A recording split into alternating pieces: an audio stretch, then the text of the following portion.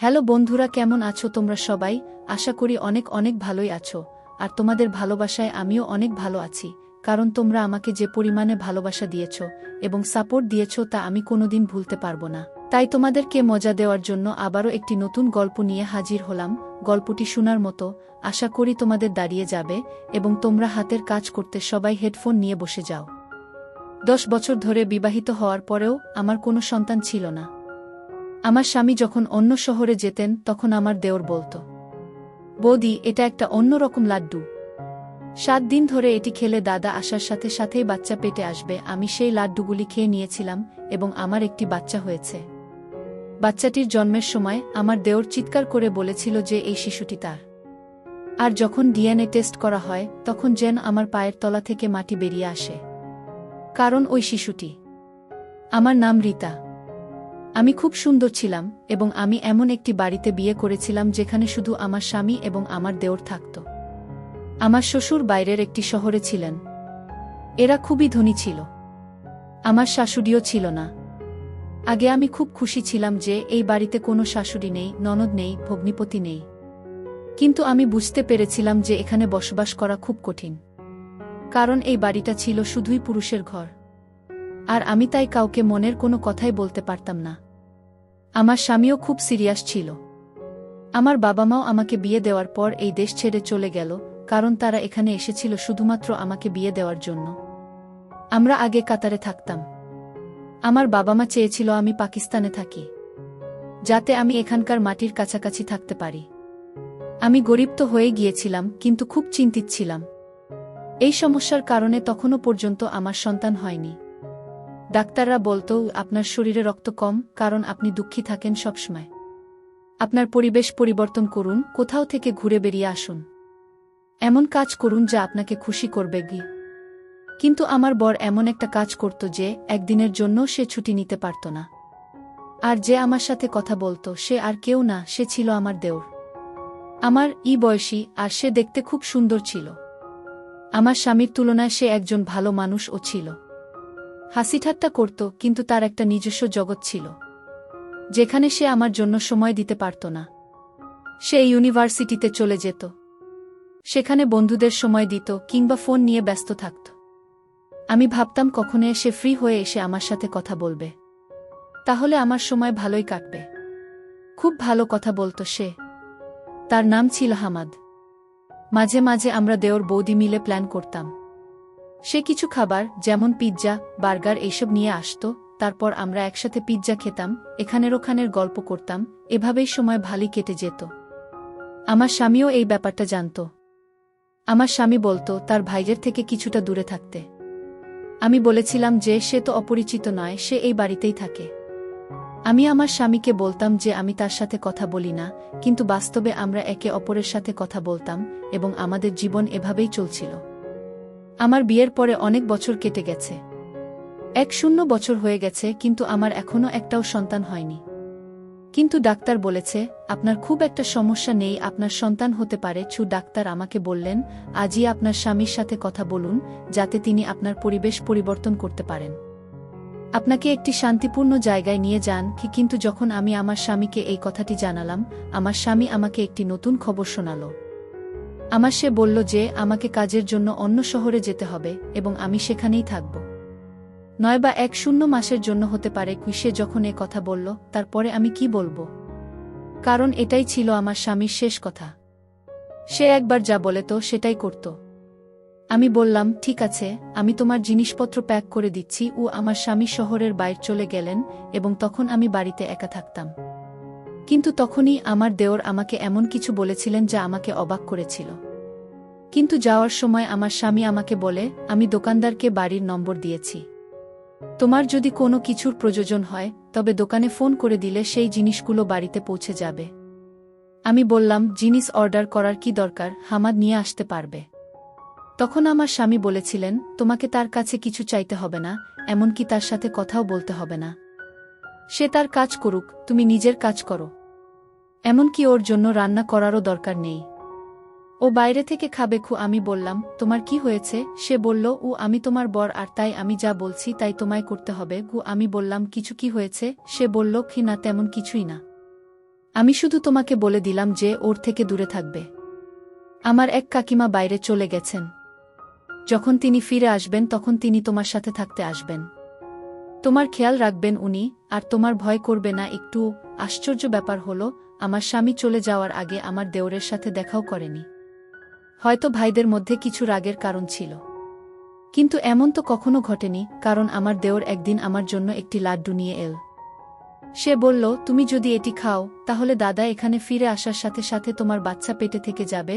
যদিও আমি আমার দেওরের সাথে এসব কথা আগে কখনো বলিনি, কিন্তু আমার এই দেওর ছিল অন্য ধরনের। আমরা একে অপরের সঙ্গে বন্ধুর মতো কথা বলতাম। সে বলল, অনেক দিন হয়ে গেছে, দাদা বুঝতে পারছে না। সে তোমার চিকিৎসা করায় না, আর তোমাকে কোথাও নিয়েও যায় না। কিন্তু আমি এই বাড়িতে একটি বাচ্চা দেখতে চাই, যাতে তোমার মুখ থেকে কষ্টের ছাপ সরে যায়। এজন্যই আমি এই মন্ত্র পড়া লাড্ডু নিয়ে এসেছি। তোমাকে 7 দিন ধরে এটি খেতে হবে। তারপরে দাদা যখন আসবে তখন সুসংবাদ পাবে। আমি আমার দেওরকে ধন্যবাদ জানিয়েছিলাম এবং তাকে বলেছিলাম যে সে সত্যই একজন ভালো মানুষ, যে এত চিন্তা করেছিল আমার জন্য। আমি বললাম তাকে, আল্লাহ তোমাকে একটা মিষ্টি বাচ্চার কাকা বানিয়ে দিক। আর আমি সেই লাড্ডুটি 7 দিন ধরে প্রতিদিন খেয়েছি, এই ভেবে যে একদিন সবকিছু ঠিক হয়ে যাবে। আমার দেওর আমাকে প্রতিদিন গল্প বলতো যে কি এই লাড্ডু তো অমুকও খেয়েছিল। আমি যেখান থেকে এগুলো নিয়ে এসেছি সেখানের খুব নাম ডাক হয়েছে। মানুষ তাদের কাছে যায় এবং তাদের সমস্যার সমাধান করিয়ে ফিরে আসে।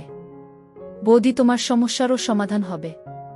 আমি প্রার্থনাও করেছি, কিন্তু আমার দেওর আমাকে বলেছিল যে কি তোমার স্বামীকে এই বিষয়ে কিছুই জানাতে হবে না, কারণ সে এই ধরনের জিনিসে বিশ্বাস করে না। আর যদি দাদা জানতে পারে যে এই লাড্ডুগুলো আমি তোমাকে দিয়েছি তাহলে আমাকে মেরে ফেলবে। আমি তাকে বললাম যে তোমাদের মধ্যে কি কোনো ঝগড়া চলছে? সে বলল, না, কোনো ঝগড়া নেই। দাদা যেখানে গেছে আমাকেও সেখানে সে পাঠাতে চেয়েছিল, কিন্তু আমি যাইনি। সেজন্য আমার উপর রেগে আছে। আমি বললাম যে এত ছোট ব্যাপার? তোমার দাদা তো এমনভাবে রেগেছিল যেন তোমার সাথে তার মৃত্যু হলেও কোনো সম্পর্ক সে রাখবে না। সে বলল, হ্যাঁ, ব্যাপার এইটুকুই যে সে সাথে সাথে রেগে যায়। কিন্তু সেই দিনগুলিতে আমি আমার দেওরের মধ্যে আরও একটি জিনিস লক্ষ্য করেছি যা সে আগে কখনো করত না, আর তা হল সে এখন গভীর রাতে বাড়িতে আসে। আমি একা ছিলাম, তাই আমি ওকে বললাম তাড়াতাড়ি আসতে। আমার মনটা কেমন একটা করে, আমি নার্ভাস হয়ে যাই। সে বলল, বৌদি, আমি তাড়াতাড়ি আসার চেষ্টা করি, কিন্তু কাজটাই এমন যে তোমার জন্য লাড্ডু নিয়ে তবেই তো বাড়ি আসি। তার জন্য আমাকে সেখানে বসতে হয়। 7 দিন ধরে আমি সেই লাড্ডু খেয়েছি, আর অজুহাত দেখিয়ে আমি আমার স্বামীকে এখানে ডেকে নিয়েছি। ওকে বললাম যে তুমি এখানে চলে এসো, তোমার সাথে আমার জরুরি কাজ আছে। আর আমার মনও ভালো নেই, কারণ আমি একা। স্বামী বলল, ঠিক আছে, তাহলে আমি তোমাকে আমার সাথে নিয়ে আসব, কারণ আমার এখানে অনেক কাজ আছে।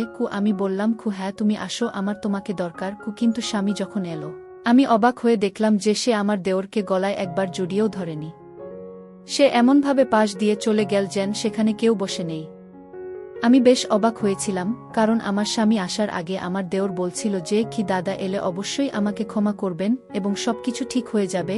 কিন্তু আমার স্বামী তা করেননি। আমার স্বামী আমাকে তার সাথে অন্য শহরে নিয়ে যায় এবং আমি সেখানে থাকতে শুরু করি। এখানে আমি থাকতে থাকতে মাত্র 1 মাস হলো, আর জানতে পারলাম যে আমি গর্ভবতী। এটা যেন মৃত্যুমুখে কোনো মানুষ জীবন ফিরে পাচ্ছে।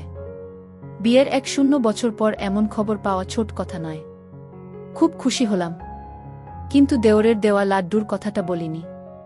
শুধু বললাম সন্তান না হওয়া পর্যন্ত আমরা একই বিছানায় থাকব। আমার স্বামীও খুব খুশি। আমি যখন আমার দেওরকে ফোন করলাম তখন তার নাম্বার বন্ধ ছিল। আমি বাড়ির ফোন নাম্বারে কল করলে চাকর ফোনটা তুলে বলল, ছোট ভাই বাসায় নেই, আর ওর ফোনটা হারিয়ে গেছে। আমি আমার দেওরকে এটা বলতে পারলাম না, কিন্তু ওর জন্য একটা মেসেজ অবশ্যই করে রাখলাম যে ও একসময় অন্তত দেখতে পাবে। আমার স্বামী বলল, তুমি কাকে মেসেজ করছো? আমি বললাম, হবু সন্তানের কাকাকে। বর বলল, কোনো দরকার নেই। আমি বললাম, এটা কেন বলছো? আমার স্বামী বল যে কি সে ব্যবসায় অনেক ক্ষতি করেছে, তাই আমি তার সাথে সব সম্পর্ক শেষ করে দিয়েছি।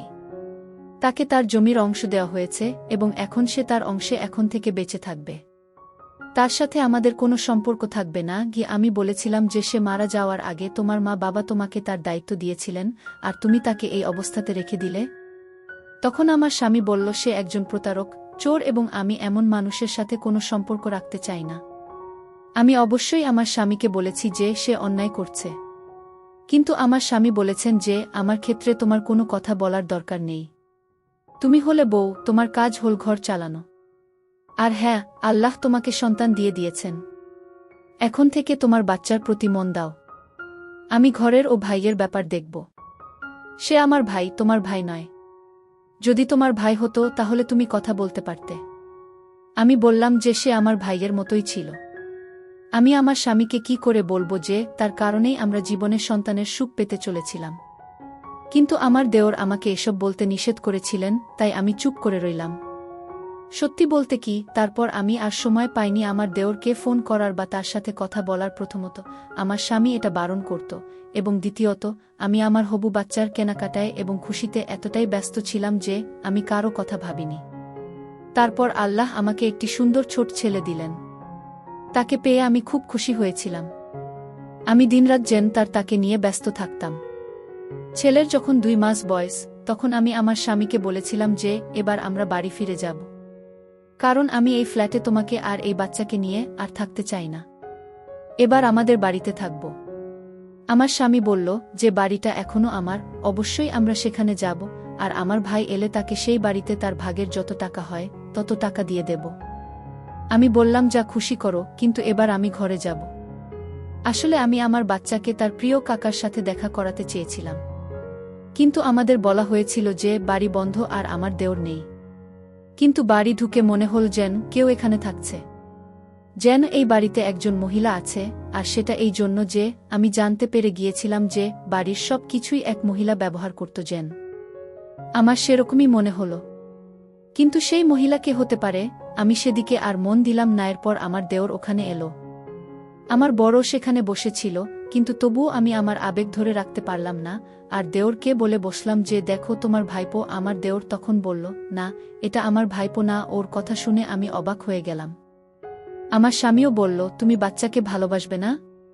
তুমি এত অহংকারী, এই বাড়ি থেকে বের হও। তখন আমার দেওর বলল, আমি বললাম এটা আমার ভাইপো নয়, কারণ সে ও আমার ছেলে। এটা শুনে আমার পায়ের নিচ থেকে মাটি সরে গেল, আর আমার স্বামীরও। সে বলল, ও কি রকম আজেবাজে কথা বলছ, কি বাজে অভিযোগ করছো? দেওর বলল, আমি কাউকে দোষারোপ করছি না, এটা আমারই ছেলে, আমি প্রমাণ করতে পারবো। একথা শুনে আমার পায়ের নিচ থেকে মাটি সরে গেল। আমি তাকে বললাম, তুমি কিসব বলছ? আমি ইশারাও করলাম যে তোমার কি হয়েছে, তুমি কি চাইছো? তোমার জন্যই তো বাচ্চাটা এই পৃথিবীতে এসেছে, আর এখন তুমি তার জীবন নিয়ে কথা বলছো। আমার স্বামী বলল, কি বলছো তুমি? কি হয়েছিল? আমি যখন এখানে ছিলাম না তখন কি হয়েছিল? আমি আমার স্বামীকে সব খুলে বলেছিলাম। এমন কিছু ঘটেনি। আমি মাত্র 7 দিন তার আনা লাড্ডু খেয়েছি। তারপরই আমাদের সন্তান এই পৃথিবীতে এসেছে। আমার স্বামী আমার দেওরের ঘাট চেপে ধরে বলল, কি করেছ তুমি? এই লাড্ডুতে তুমি কি মিশিয়েছিলে? এতে তুমি অজ্ঞান হওয়ার কোনো ওষুধ মিশিয়ে দাওনি তো? আমার এখানে না থাকার সুযোগ নিয়ে কোনো জঘন্য কাজ করনি তো তুমি? আমার স্বামী অদ্ভুত কথা বলছিল, কিন্তু আমি তো শুনে লজ্জায় ঘেন্না মরে যাচ্ছিলাম প্রায়। যাকে আমি ভাইয়ের মতো ভেবেছিলাম, আমার ভাই হিসেবে দেখেছিলাম, সে যদি সত্যি আমার সাথে এমন কিছু করে থাকে, তাহলে তো আমার জীবনটাই নষ্ট হয়ে গেল। আমার হৃদয় যেন জ্বলতে লাগল। দেওর বলল, এটা আমার সন্তান, আমি ওকে চিরকাল তোমার কাছে থাকতে দেব না। সে বলল, তুমি পরীক্ষা করে নাও। কিন্তু আমরা নিশ্চিত ছিলাম যে শিশুটি আমাদের। পরীক্ষার কোনো প্রশ্নই ছিল না। আর যদি ডিএনএ টেস্ট করাও হয় তাহলে ফলাফল কি হবে? আমার স্বামী বলেছিল যে সে ডিএনএ পরীক্ষা করাবে। আমরা সবাই তখন হাসপাতালে পৌঁছলাম এবং সঙ্গে সঙ্গে পরীক্ষা করিয়ে নিলাম, কিন্তু রিপোর্ট পেতে 2 দিন সময় লেগেছে। শুধুমাত্র আমিই জানতাম যে কিভাবে আমি 2 দিন কাটিয়েছি। আমার স্বামী আমাকে অদ্ভুতভাবে দেখতেন। আমাকে বারবার আমার বর একই কথা জিজ্ঞেস করত, আমি যখন বাসায় ছিলাম না তখন কি হয়েছে? কোন ঘরে তুমি ঘুমাতে? কোন সময় ঘুম থেকে উঠতে? রাতে কি মনে হতো যে তুমি অজ্ঞান হয়ে গেছ আর তোমার কোনো হুঁশ নেই? তুমি কি ঘুমের সময় ঘরের দরজা ভিতর থেকে তালা দিতে? আমি আমার স্বামীর প্রশ্নে বিরক্ত হলাম। আমি তাকে বললাম, আমি এমন কিছুই করিনি। কিন্তু ততক্ষণে রিপোর্ট হাতে এসেছে। যখন রিপোর্টের খাম খুলে ফলাফল দেখা গেল, রিপোর্টটি আমার স্বামীর হাত থেকে পড়ে যায়। কারণ রিপোর্ট অনুযায়ী এই শিশুটি আমার স্বামীর নয়, আমার দেওরের। আমি মাটিতে বসে পড়ে কাঁদতে লাগলাম। আমার স্বামী আমার দিক থেকে মুখ ঘুরিয়ে নিল। দেওর বলল, আমি তোমাদের সাথে কিছুই করিনি, তোমাদের আমি সব বলবো। ডাক্তার বৌদিকে বলেছিলেন কি তোমার এত সমস্যা নেই, চিকিৎসা করা যায়, কিন্তু তোমার স্বামী কখনো তোমার চিকিৎসা করিয়ে দেয়নি কি, তাই আমি তোমাদের জীবনে সুখ ভরাতে চাই। বৌদি, তোমার চিকিৎসা করাতে চেয়েছিলাম, কিন্তু আমি একটা মেয়ের প্রেমে পড়েছিলাম, তাকে বিয়ে করেছিলাম, তাই টাকা চুরি করেছিলাম। কারণ সে খুব অসুস্থ ছিল, কিন্তু তারপরও সে আমাদের সন্তানকে জন্ম দিতে চেয়েছিল।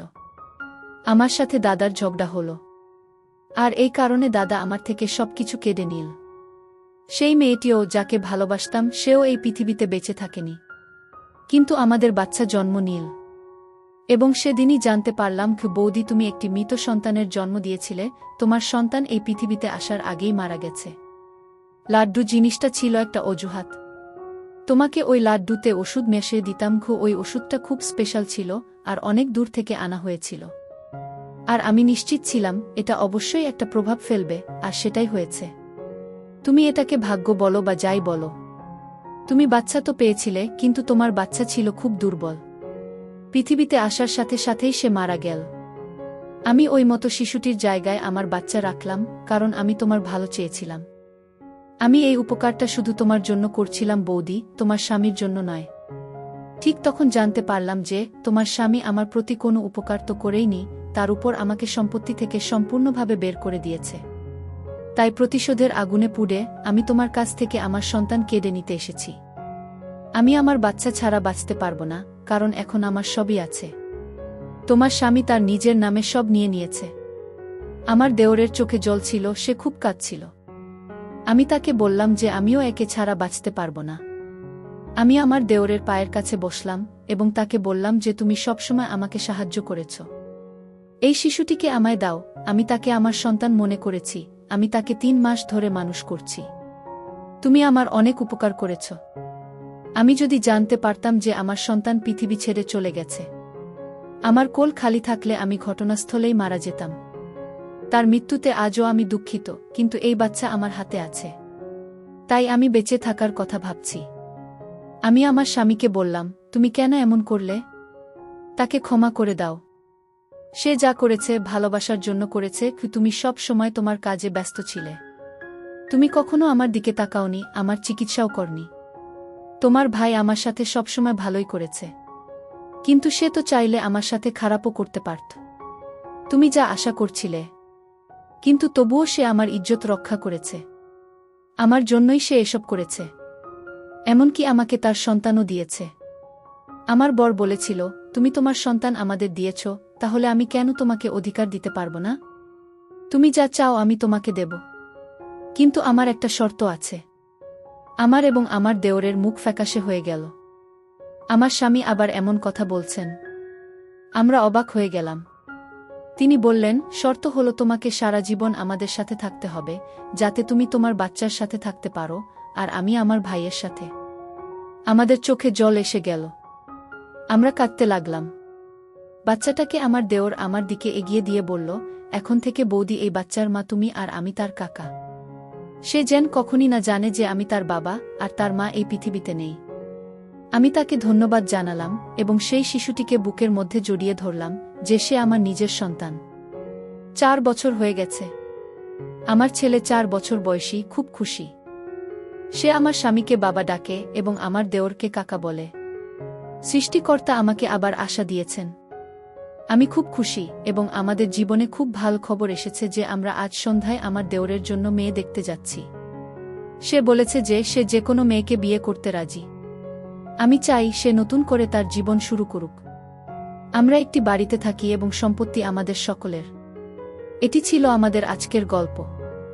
আশা করি আজকের গল্পটি আপনাদের ভালো লেগেছে। ধন্যবাদ বন্ধুরা।